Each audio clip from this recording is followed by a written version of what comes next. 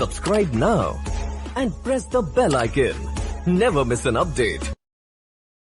चाल चाल बढ़िया मस्त एकदम। चलिए, तो हमारा chapter some basic concepts of macroeconomics चल रहा था, उसी को बस आगे बढ़ाते हुए एक new and most important concept of this chapter, stocks and flows, इसके बारे में हम डिस्कशन करेंगे और आज ही इसी के साथ हम अपना ये चैप्टर भी कंप्लीट करेंगे। ठीक है, तो चलते हैं ज्यादा देर नहीं लेते हुए। बट हाँ, उससे पहले आपको एक काम करना है। वो काम क्या है आप जानते हो, आपको चैनल को सब्सक्राइब करना है। अगर आपको अच्छा लग रहा है तो प्लीज सब्सक्राइब करने में आपका क्या जा रहा है, प्लीज सब्सक्राइब कीजिए, शेयर कीजिए एंड बेल आइकन को प्रेस कीजिए ताकि वीडियोस के अपडेट आपको रेगुलर इंटरवल पे मिलते रहें। ठीक है, तो चलिएगा स्टार्ट करते हैं आज स्टॉक्स एंड फ्लोज से। स्टॉक क्या होता है मैं आपको बताता हूं। स्टॉक क्या होता है, बेसिक सी बात करते हैं, ज्यादा कुछ इसमें हम रॉकेट साइंस नहीं डालेंगे। स्टॉक है, स्टॉक एक क्वांटिटी मेजर्ड है किसी पर्टिकुलर टाइम पे। एक टाइम लेट से आज हमने 4 बजे एक क्वांटिटी को मेजर किया, या आज की डेट में हमने एक क्वांटिटी को मेजर किया किसी भी टर्म्स में, चाहे वो मॉनेटरी टर्म्स में या मतलब कोई भी यूनिट में हम उसको मेजर कर रहे हैं, तो वो हमारा स्टॉक बन जाएगा। उस मोमेंट ऑफ टाइम पे जो भी मेजरमेंट हो रहा है वो स्टॉक है। इतनी सी बात। अब आपको छोटा सा आगे बीच में और क्या करना है वो मैं बताता हूं, बट एक बार साथ ही में मैं आपको फ्लो भी बता ही देता हूं। फ्लो क्या है, स्टॉक आपको समझ आया, किसी भी पर्टिकुलर पॉइंट ऑफ टाइम पे आपने उसको मेजर किया क्वांटिटी को, तो वो स्टॉक। बट अगर यही आप किसी period, specified period of time में, मतलब यहां पे एक moment of time in the stock and period, let's say interval of 7 days, interval of month, ठीक है, ये एक इंटरवल में आपने क्वांटिटी मेजर किया तो वो फ्लो है। इतनी सी बात समझ आती है।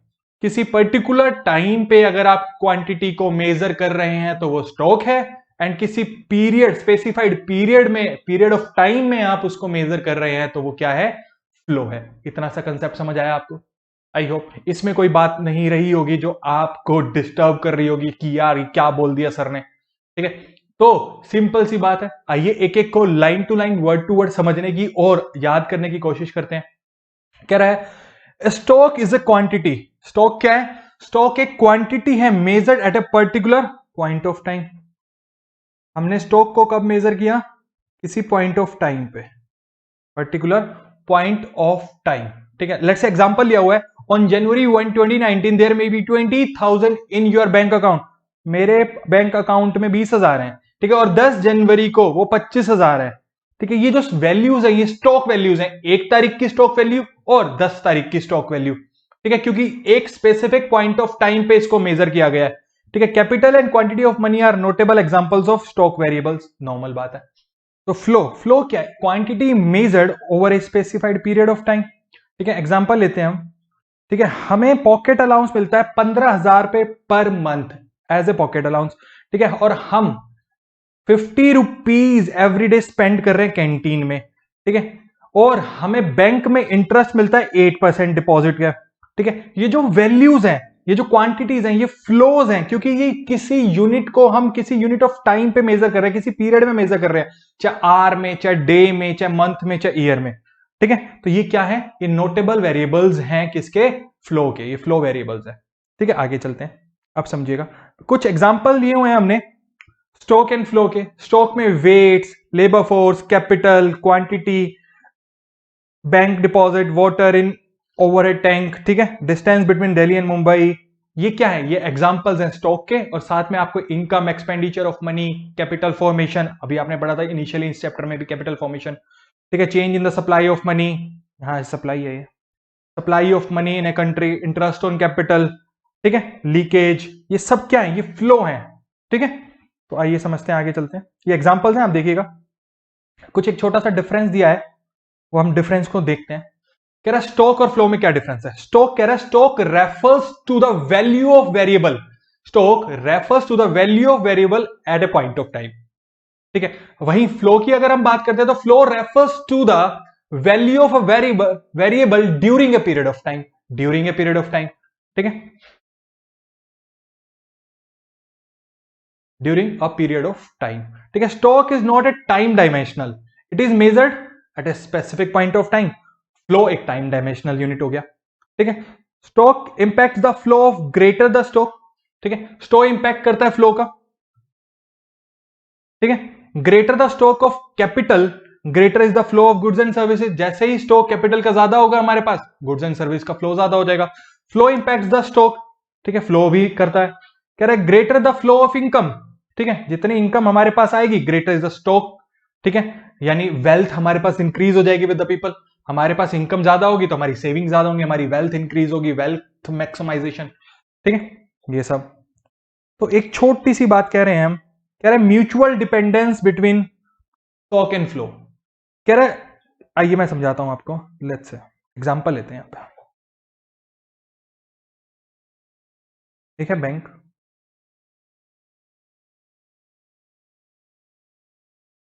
ठीक है, यहां सेविंग्स, यहां एक्सपेंडिचर। 1 जनवरी 2021 आपके अकाउंट बैलेंस है 50,000 रुपीज, ठीक है। सेविंग्स आपकी पर मंथ है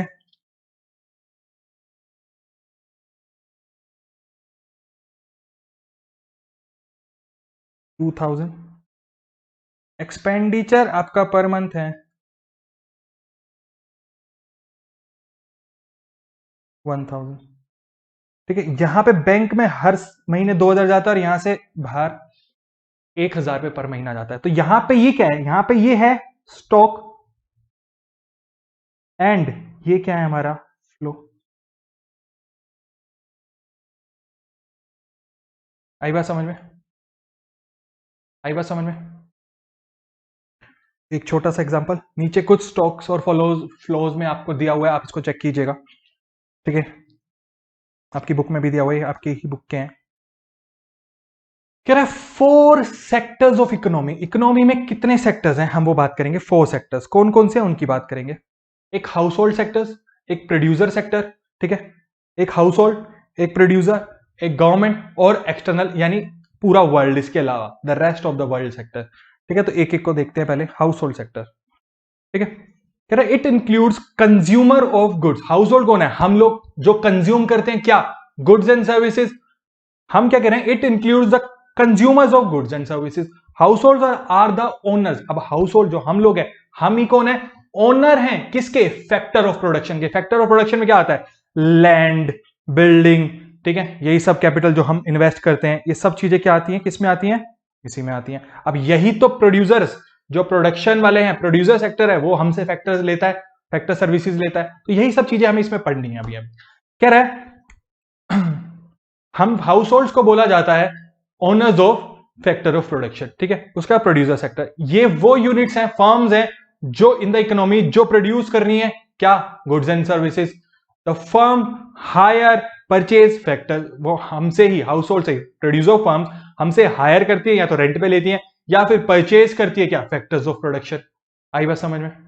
चलिए गवर्नमेंट सेक्टर की बात करते हैं। कह रहे गवर्नमेंट सेक्टर में क्या क्या, government as a welfare agency, government सबका उद्धार करने के लिए, माना तो यही जाता है, ठीक है। और गवर्नमेंट एज ए प्रोड्यूसर, ठीक है, एज ए प्रोड्यूसर ऑफ,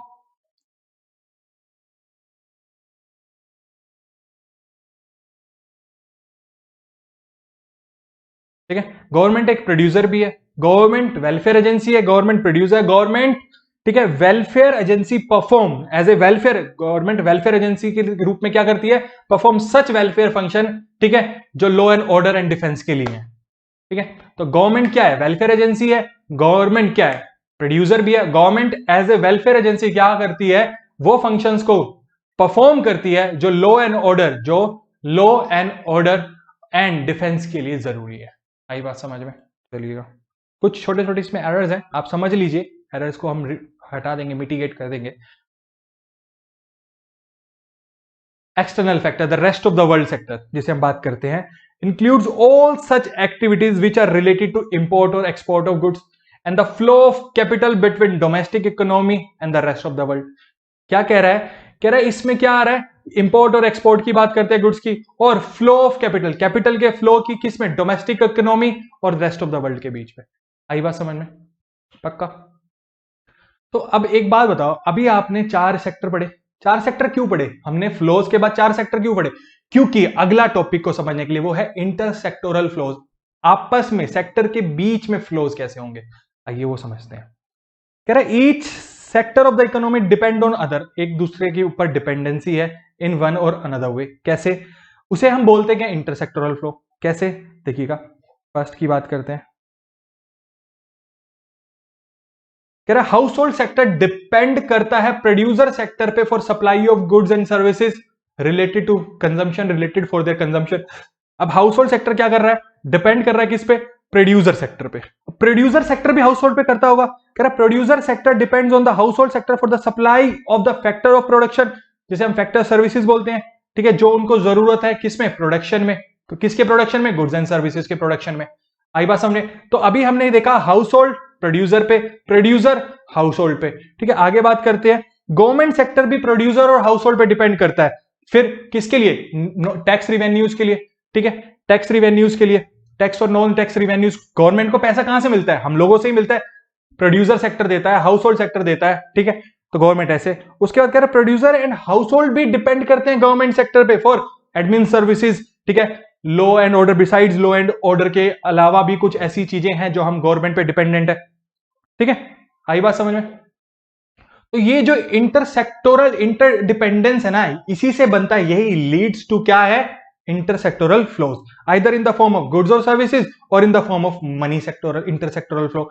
अगर मैं आपको बोलूं पैसे का फ्लो है, मनी का फ्लो है, यानी अगर हम बात कर रहे हैं डिपेंडेंसी मनी की है तो उसे बोलते हैं मनी फ्लो, और गुड्स एंड सर्विसेज की है तो उसे बोलते हैं रियल फ्लो।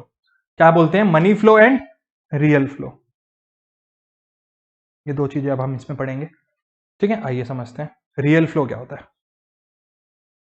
कह रहा real flow refers to the flow of goods and services among different sector of economy. ठीक है, flow of factor services from household sector to the producer sector. House factors कहां से जा रहे हैं? Household से producer sector के पास। ठीक है, और the flow of goods and services कहां से? प्रोड्यूसर सेक्टर से हाउस होल्ड सेक्टर के पास। नीचे मैंने एक्सप्लेन भी किया हुआ है, एक हाउस होल्ड सेक्टर है, एक प्रोड्यूसर सेक्टर है। ठीक है, तो मुझे बताओ फैक्टर सर्विसेज कहां से जाएंगी और गुड्स एंड प्रोड्यूस कहां से जाएंगे? ठीक है, तो मैं आपको बताता हूं यहां से क्या आएगा और यहां से क्या आ जाएगा। प्रोड्यूसर सेक्टर से आएंगे goods purchase for and sold by the firm. अब फर्म गुड्स प्रोड्यूस कर रही है किसके लिए? हाउस होल्ड सेक्टर के लिए। तो हाउस होल्ड सेक्टर की तरफ फ्लो किसका होगा? गुड्स एंड सर्विसेज का। और हाउस होल्ड सेक्टर से फ्लो प्रोड्यूसर सेक्टर की तरफ किसका होगा? फैक्टर सर्विसेज का। आई बात समझ में? पक्का? चले फिर आगे मनी फ्लो की बात करते हैं। मनी फ्लो क्या होता है? Money flow refers to the flow of money across different sector of economy, flow of factor payment. अब जो चीज आपने कंज्यूम की है, जो चीज आपने कंज्यूम की है, गुड्स एंड सर्विसेज चाहे फैक्टर ऑफ प्रोडक्शन, उसके लिए मॉनेटरी टर्म्स में तो कुछ दोगे, पैसा तो दोगे, पैसा पैसा पैसा तो फेंकोगे। ठीक है, अब एक बात बताओ, गुड्स एंड सर्विसेज किसने कंज्यूम की? हाउस होल्ड सेक्टर ने। तो मनी फ्लो कहां होगा? गुड्स एंड सर्विसेज का हाउस होल्ड सेक्टर से प्रोड्यूसर सेक्टर में। और फैक्टर ऑफ प्रोडक्शन यानी फैक्टर सर्विसेज किसने ली? हाउस होल्ड से। किसने? प्रोड्यूसर ने। तो मनी फ्लो कैसे होगा? प्रोड्यूसर से हाउस होल्ड। वही बात कर रहा है। Money refers to the money flow refers to the flow of money across different sector of economy, flow of factor payments by the producer sector. Factor payments, factor services के लिए जो payments हो रही है उसे फैक्टर पेमेंट्स बोला। कहां से? प्रोड्यूसर सेक्टर से हाउस होल्ड सेक्टर। ठीक है, और flow of money from household sector से प्रोड्यूसर सेक्टर। ठीक है, वो क्या होगा आइए समझ लेते हैं। अब एक बात, हाउस होल्ड सेक्टर है, expenditure on the purchase of goods, तो यहां से फ्लो ऑफ मनी जाएगा यहां पे इसका, और यहां से यहां पे। सही बात समझ में? पक्का? चले फिर आगे 110%। चलो फिर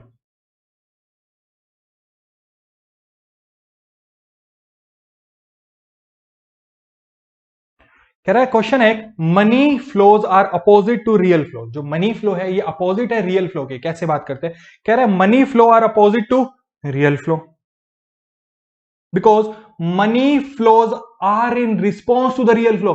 रियल फ्लो होगा तो ही मनी फ्लो होगा। अब सर्विसेज आएंगी, चाहे गुड्स ऑफ सर्विसेज की है, गुड्स एंड सर्विसेज की है, चाहे फैक्टर सर्विसेज की, उसी के लिए तो पेमेंट होगी, तभी तो वो मनी फ्लो होगा।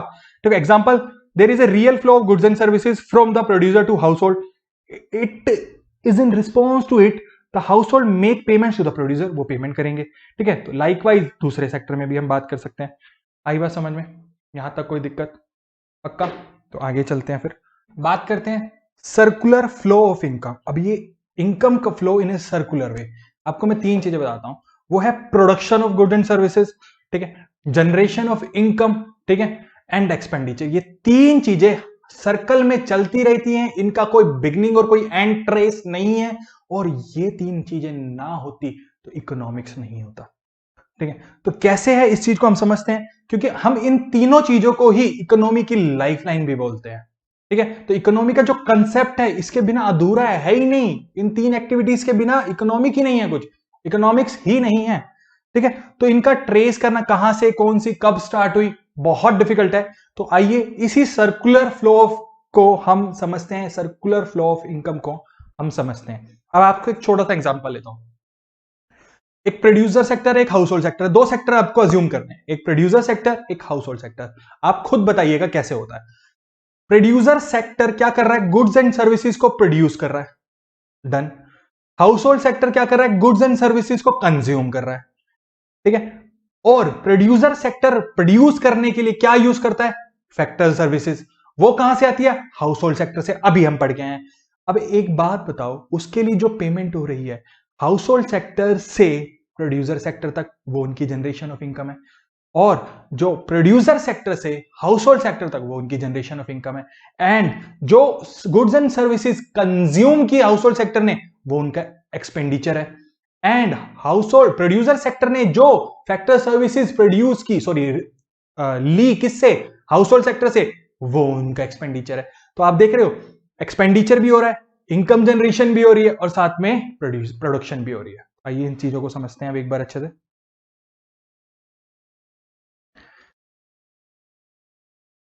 कह रहा है circular flow of income refers to unending flow of the activities of production, income generation and expenditure involving different sectors of economy. ठीक है, डिफरेंट सेक्टर्स में क्या हो रहा है, तीनों चीजें हो रही हैं।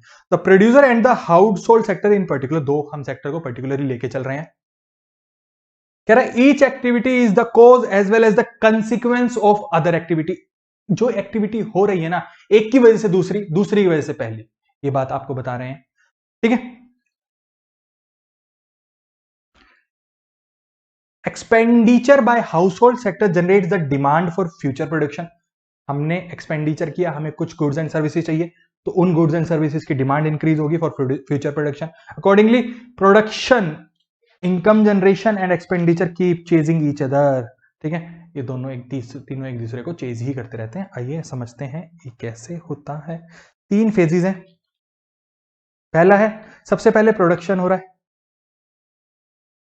प्रोडक्शन हुआ, प्रोडक्शन के बाद क्या होगा, प्रोडक्शन के बाद क्या होगा, एक बात बताओ, प्रोडक्शन हुआ तो अब ये इंटर रिलेटेड चल रहा है, तो प्रोडक्शन के बाद जनरेशन होगी इनकम, क्योंकि कोई प्रोड्यूस करके कोई खरीदेगा तो इनकी इनकम जनरेट होगी। ठीक है, और फिर डिस्पोजिशन, जो इनकम हुई उसका एक्सपेंडिचर भी होगा। तो तीनों चीजें, आप इसको 1 2 3 नंबर नहीं कर सकते, मैंने आपको जस्ट देने के लिए कराया है, बट ये तीनों इंटर रिलेटेड है, ना इनका कोई बिगिनिंग है ना कोई एंड है, ये बात हमने अभी पढ़ी है। आई बात समझ में? तो 3 फेजेस को इंडिविजुअल लेवल पे समझना हमारे लिए बहुत ज्यादा जरूरी है। देखिए, कह रहा है production of goods and services causes generation for distribution of income, income causes expenditure, हमारे पास इनकम होगी तो हम एक्सपेंस करेंगे। By generating demand, expenditure once again causes production, अब डिमांड होगी तो दोबारा से प्रोडक्शन करनी पड़ेगी। Consequently again there is generation of income and disposition of income, expenditure से हम बोल रहे हैं। कह रहे the flow of production, income and expenditure, ठीक है, इसकी कोई बिगिनिंग नहीं है और कोई एंड नहीं है, इसलिए इसको हम क्या बोल रहे हैं, सर्कुलर फ्लो भी बोल रहे हैं। यहां तक समझ आई बात? नॉर्मल। चलो आगे। कह रहा तीनों फेजेस को एक एक करके देखते हैं, फेजेस ऑफ प्रोडक्शन को, जनरेशन ऑफ इनकम को और एक्सपेंडिचर को। कह रहा है production refers to the value addition, production से क्या है, किसी चीज में वैल्यू एडिशन हो रही है। हमने चेयर का एग्जांपल भी लिया हुआ है, वुड का, तो वुड 5000 के कन्वर्टेड इनटू चेयर ऑफ 10,000 पे, वैल्यू एडिशन कितना हुआ, 5000 रुपए का हुआ। ठीक है, this is what production means. Phase of production in the circular flow mean the process of value addition by the producing sector. Value add किया प्रोड्यूसिंग सेक्टर ने, प्रोड्यूसर सेक्टर यानी प्रोड्यूसिंग सेक्टर जिसे हम बोलते हैं, प्रोड्यूसिंग सेक्टर ने higher किया होगी, परचेज किया होगा factor of production from house hold. ठीक है, जिनके पास लैंड, लेबर, कैपिटल, एंटरप्रेन्योर जो भी है, ये सारे फैक्टर्स ऑफ प्रोडक्शन है। ठीक है, तो आगे कह रहा है the factor inputs are use along with the non factor inputs like material. यही सारे फैक्टर्स को रॉ मटेरियल के साथ यानी नो जिसे हम बोलते हैं नॉन फैक्टर इनपुट, उसके साथ एड ऑन किया होगा for the production of goods and services. ठीक है, goods and services are produced for the satisfaction of human wants. ठीक है, there is no end of human wants, उनका कोई एंड ही नहीं है। Accordingly there is no end of the process of production. अगर जब तक ह्यूमन वांट्स खत्म नहीं होंगी तो प्रोडक्शन कैसे खत्म हो जाएगा, तो वो भी चलता रहेगा। आई बात समझ में, पक्का चलिएगा। तो अब एक बात बताओ, अभी ये फेज ऑफ प्रोडक्शन हो गया, अब फेज ऑफ इनकम जनरेशन। अब एक बात बताओ, अभी ये आपको पता है, मेरे को पढ़ाने की जरूरत नहीं है, फिर भी मैं आपको एक बात बता रहा हूं। हाउस होल्ड सेक्टर के लिए फैक्टर सर्विसेज से जो पैसा आया वो क्या है, इनकम। और अगर हम बात करें प्रोड्यूसर सेक्टर से, तो प्रोड्यूसर सेक्टर के पास गुड्स एंड सर्विसेज देने के बाद जो हाउस होल्ड सेक्टर ने उनको पेमेंट की वो उनकी वो for rendering their factor services to the producer the household get factor payments, rent for land, interest for capital, wages, salary for labour, profit for entrepreneurship. From the viewpoint of household there are factor incomes. ठीक है, in phase two, thus in phase 2 of the circular income there is a generation of income या distribution of income as a consequence of the production of goods and services in phase 1। ठीक है, जो value addition ऊपर producer के लिए हुआ था, नीचे उसके लिए हो गया। ठीक है, अब दोनों के पास इनकम जनरेट होगी, दोनों की आपको इनकम पता है कहां से कितनी कहां आ रही है, तो अब उसका डिस्पोजिशन एक्सपेंडिचर भी तो होगा, तो पैसा कहीं तो जाएगा। तो वो पैसा कहां जाएगा, वो पैसा जाएगा अपनी सेटिस्फेक्शन के लिए, हमें जो चीज चाहिए वो लेने के लिए। It is spent or disposed of on the purchase of the final goods and services. When household buy the final goods, there is a consumption expenditure. जो household करेंगे वो consumption expenditure होगा। ठीक है, और फाइनल गुड्स पे producer जो करेंगे वो इन्वेस्टमेंट एक्सपेंडिचर होगा। ठीक है, तो फेज 3 में क्या है, डिस्पोजिशन, ठीक है, of income is a consequence of income generation of phase 2। First के कंसिक्वेंसेस से फेज 2 हो रहा है, 2 के कंसिक्वेंसेस से फेज 3 हो रहा है। आई बात समझ में, पक्का। कह रहा है considering the 3 phases together we find that in two sector economy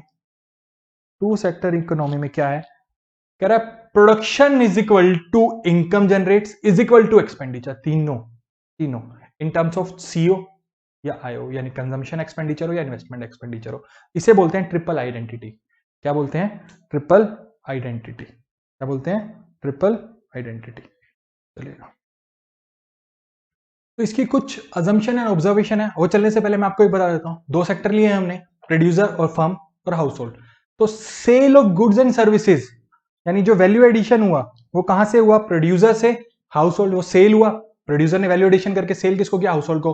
ठीक है, और उसका एक्सपेंडिचर कौन कर रहा है, एक्सपेंडिचर हाउस होल्ड से प्रोड्यूसर, यानी पेमेंट किसको की होगी, प्रोड्यूसर्स को। अब sale of factor services household ने किसको किया, प्रोड्यूसर को, और फैक्टर पेमेंट कौन कर रहा है, हाउस होल्ड को कर रहा है प्रोड्यूसर सेक्टर।